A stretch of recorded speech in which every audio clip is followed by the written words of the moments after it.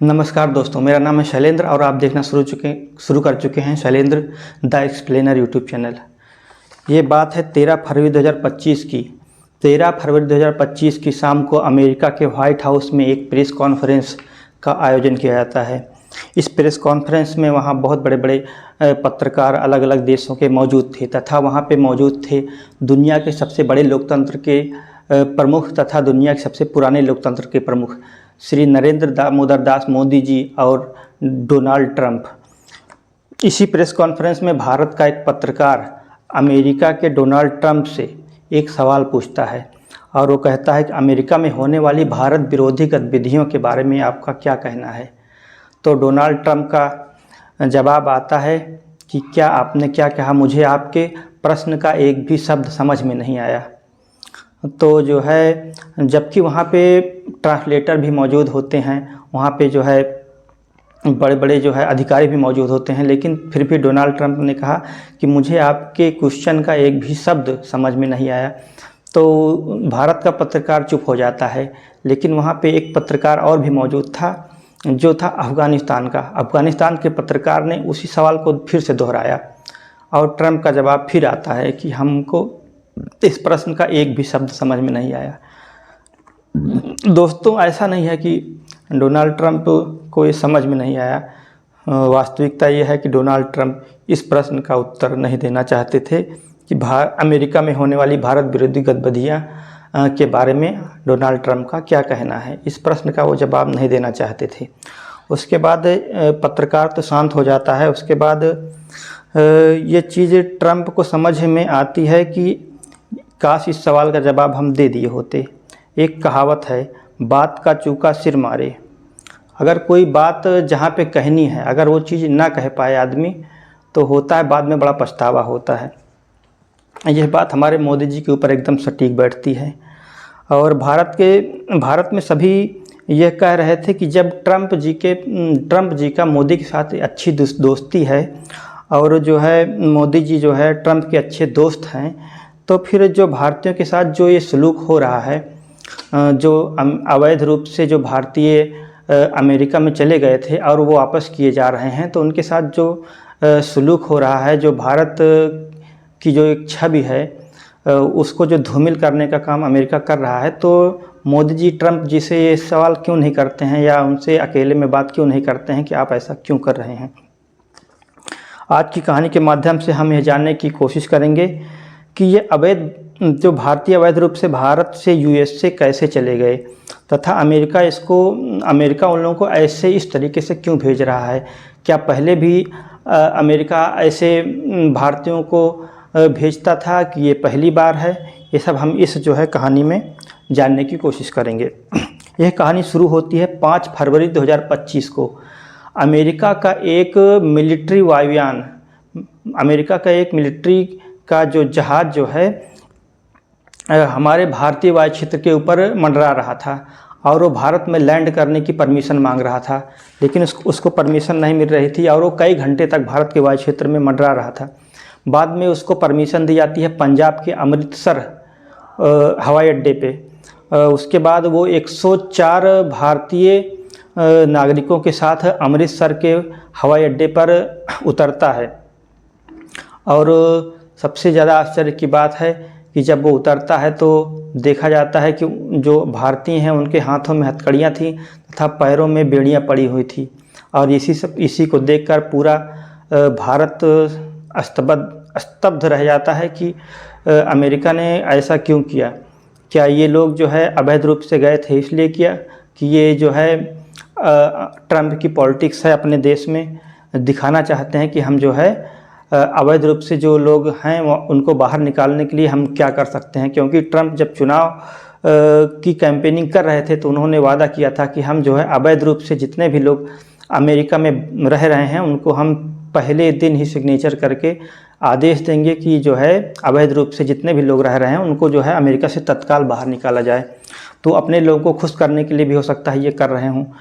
और ऐसा नहीं है कि ये भारत के नागरिक को ही उन्होंने ऐसे भेजा, उन्होंने कोलंबिया देश के नागरिकों को ऐसे भेजा और जो है उनके जो है उत्तर देश में कनाडा है, कनाडा के नागरिक को भी उन्होंने ऐसे ही भेजा था। वो अमेरिका का बॉर्डर उत्तर में कनाडा से मिलता है तथा नीचे ब्राज़ील से मिलता है, और ये दोनों तरफ से जो है अमेरिका ने ऊंची ऊंची दीवार बना रखी है बॉर्डर लाइन पे, लेकिन वहाँ से अवैध रूप से कुछ लोग दीवार को फांदकर अमेरिका में प्रवेश कर जाते हैं। तो ऐसे हुआ कोलंबिया। अच्छा, एक जो अमेरिका ने जो विमान कोलंबिया में भेजा था, तो कोलंबिया ने उस विमान को कोलंबिया में उतरने ही नहीं दिया। अमेरिका का जहाज़ कोलंबिया के वायु क्षेत्र में चक्कर काट रहा था, लेकिन कोलंबिया ने उस विमान को वापस अमेरिका भेज दिया, और जो है वो पीछे पीछे अपना विमान भी भेजा और अपने नागरिकों को इज्जत सा सम्मान के साथ अपने देश में लेके आया।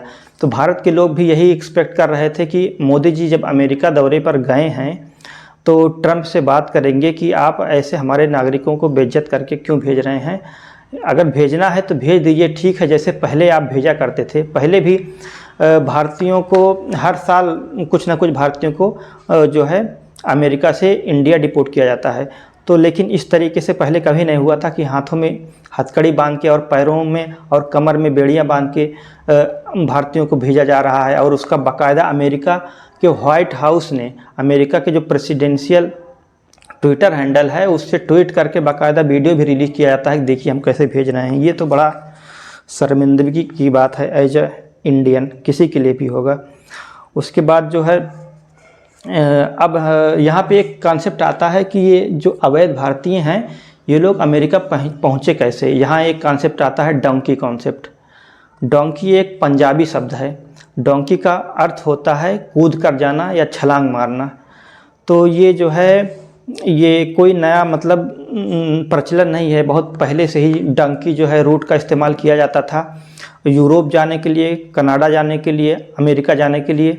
और इन दिनों सबसे ज़्यादा जो चलन चला है डोंकी मार्ग का वो अमेरिका जाने के लिए चला है। ज़्यादातर पंजाब के युवा और जो है गुजरात के, हरियाणा के, यहाँ के, यूपी के, यहाँ के युवा ज़्यादातर जो है इस मार्ग का इस्तेमाल करते हैं अमेरिका जाने के लिए। और इसमें वो भोले भाले लोग फंसते हैं ज़्यादातर, जो है थोड़ा सा कम पढ़े लिखे रहते हैं और जो है बेहतर भविष्य की तलाश में, बेहतर जो है इनकम की तलाश में बाहर जाना चाहते हैं। यहाँ पे जो है भारत में बहुत से एजेंट भी हैं जिनको डंकी एजेंट कहा जाता है। ये लोग यही करते हैं, जिनका जो है वीज़ा नहीं लग पाता अमेरिका में, और वो लोग जो है इनसे संपर्क करते हैं उन लोगों से। उसके बाद ये लोग मोटी रकम, कम से कम 25 से लेकर 65 लाख तक ये रकम हो सकती है डंकी रूट से अमेरिका जाने के लिए। और ये जो है ये लोग डायरेक्ट अमेरिका नहीं भेजते हैं, ये लोग अमेरिका से सटे हुए देशों में भेजते हैं, जैसे ब्राज़ील हो गया अमेरिका के नीचे और अमेरिका के ऊपर कनाडा हो गया। ज़्यादातर ये लोग इधर ही भेजते हैं डायरेक्ट फ्लाइट से। उसके बाद घने जंगलों से, बहुत दुर्गम स्थान से जो है गुजर के जाना पड़ता है। रात रात दिन भर चल के जो है सैकड़ों किलोमीटर दूर का रास्ता तय करना पड़ता है। इस बीच जो है बहुत जंगल, नदी, तालाब, बारिश हो रही है। ऐसे में बहुत से लोग जो है, ये कहा जाता है कि अगर 100 लोग डंकी मार्ग से जा रहे हैं तो उसमें से 30 लोग तो मारे ही जाते हैं, केवल 70 लोग बच पाते हैं किसी तरीके से। अच्छा, एक बात और है, ये लोग मान लो किसी तरीके से बॉर्डर क्रॉस करके जब अमेरिका में प्रवेश कर जाते हैं तो ऐसा नहीं है कि ये लोग जो है चुपके से जाके वहाँ कमाने लगते हैं सरकार को बिना बताए हुए और छुप छुप के रहने लगते हैं। ऐसा संभव भी नहीं हो सकता है अमेरिका जैसे देश में। ये लोग जैसे बॉर्डर क्रॉस करके अमेरिका में प्रवेश करते हैं, इनको तुरंत अमेरिका की पुलिस पकड़ लेती है। ये अक्सर सरेंडर भी कर देते हैं। तो वहाँ पे एक अमेरिका की जो पुलिस पकड़ लेती है तो ये लोग जो है वहाँ पे कोर्ट के सामने इनको पेश किया जाता है और पूछा जाता है कि आप यहाँ अमेरिका में क्यों आए हैं, कैसे आए हैं। तो वो अलग प्रोसेस होता है। उसके बाद आपको गुजरात की एक घटना बताते हैं। गुजरात का एक ज़िला है गांधीनगर। गांधीनगर से एक कपल अपने 2 बच्चों के साथ जो है इसी डंकी रूट से होता हुआ जो है वो कनाडा पहुंचता है। और एजेंट ने इन कपल से 65 लाख रुपए लिए थे।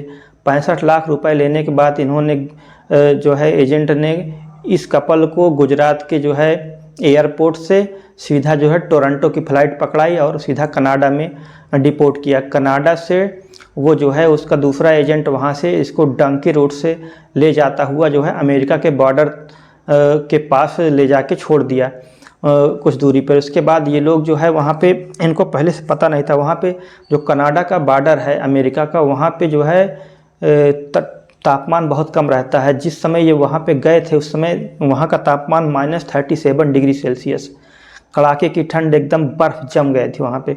उसके बाद जो है क्या कहते हैं, ये लोग वहाँ बेहद ठंडे मौसम में, वातावरण में ये लोग उतना कपड़ा भी नहीं लिए थे, उनको मालूम भी नहीं था, इसलिए ये चारों के चारों लोग महज बॉर्डर से 20 मीटर दूर ही मारे जाते हैं और इनकी जो है डेड बॉडी जो है कनाडा के पुलिस को मिलती है।